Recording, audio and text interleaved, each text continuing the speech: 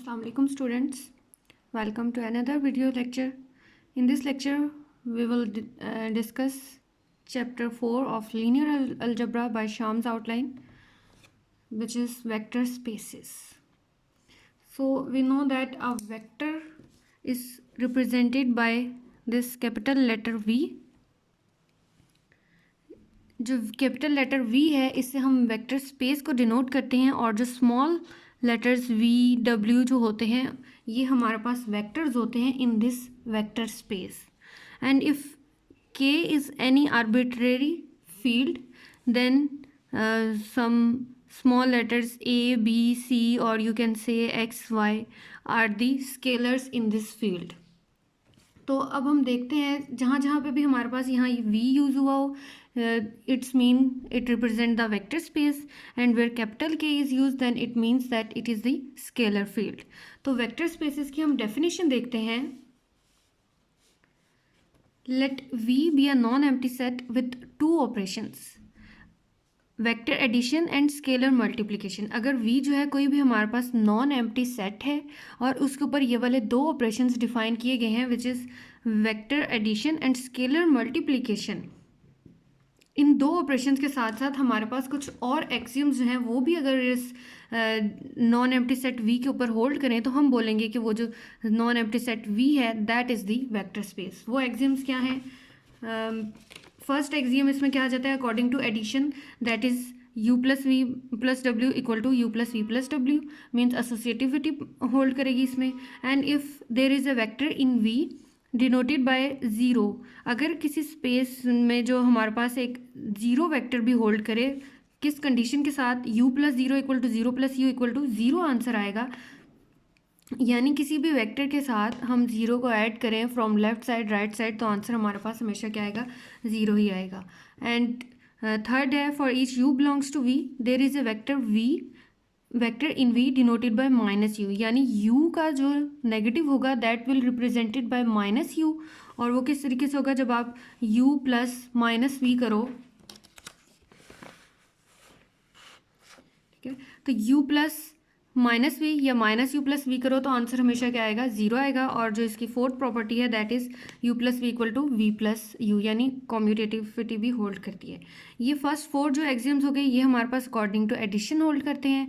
Next जो है वो हमारे पास according to multiplication exams hold करते हैं. मल्टीप्लिकेशन में क्या है? k into u plus v equal to k u plus k v where k is any scalar. Similarly a plus b into u equal to a u plus b u where a and b are scalar. Similarly a b into u equal to a into b u where a b are any scalars. And similarly जब आप one को किसी vector के साथ multiply करो तो भी answer one आएगा where one belongs to the field, scalar field से बिलोंग करता है.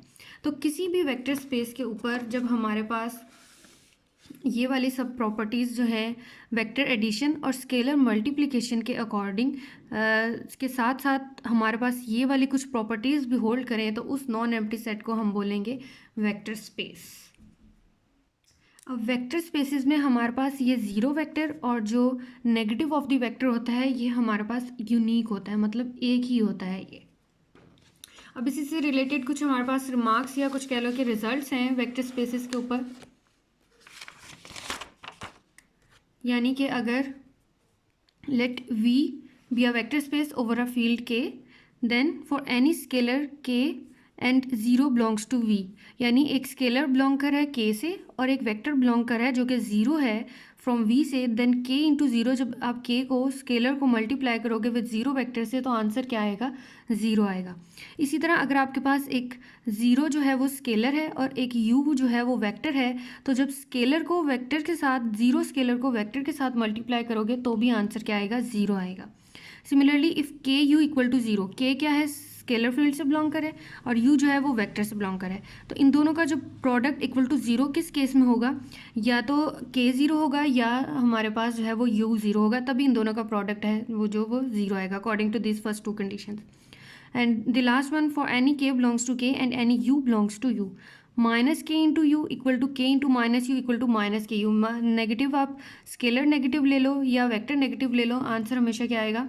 दोनों जो उनका जो प्रोडक्ट होगा उसके साथ हमारे पास नेगेटिव आएगा. Now we will see the examples of vector space.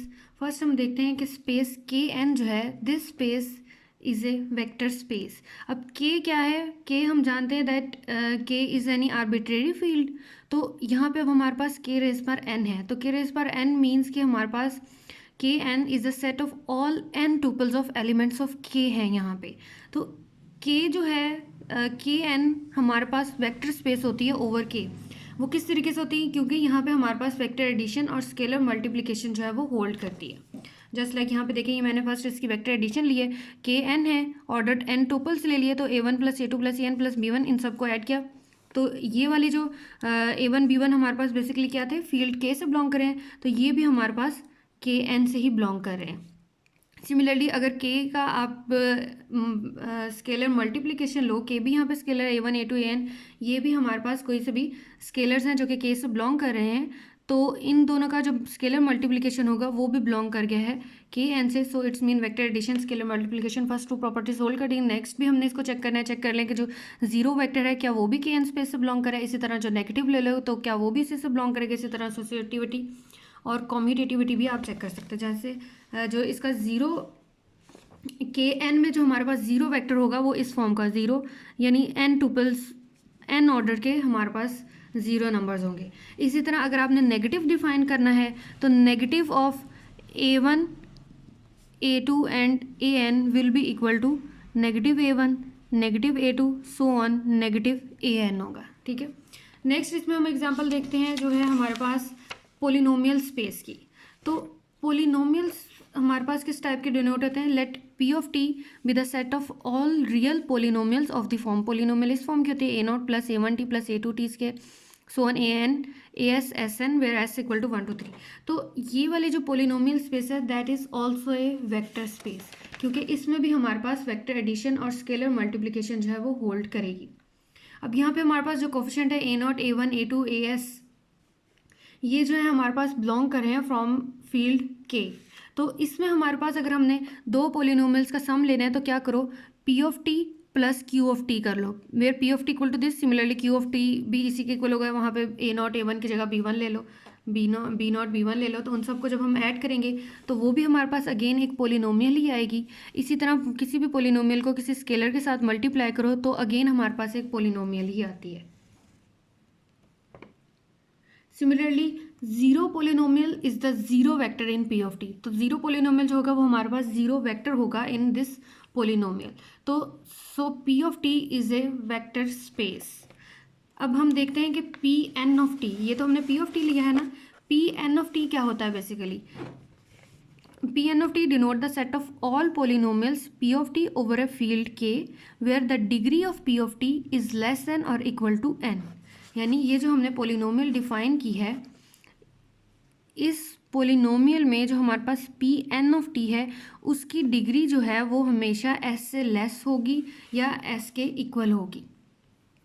ठीक है, तो इस तरह की जो पोलिनोमियल होती है वो भी हमारे पास वेक्टर स्पेस होती है।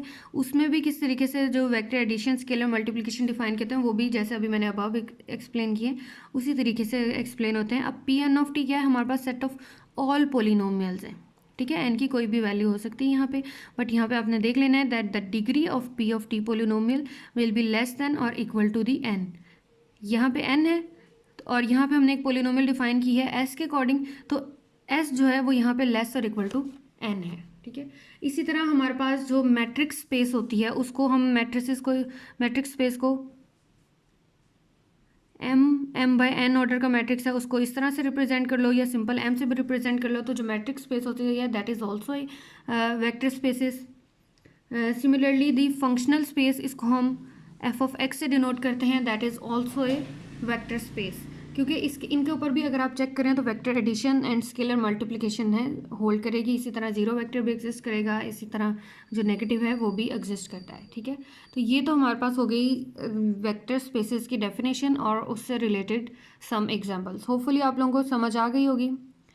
तो still if you have some doubts you can ask me, and if you understand this lecture then please hit the like share and subscribe. Okay, thank you so much.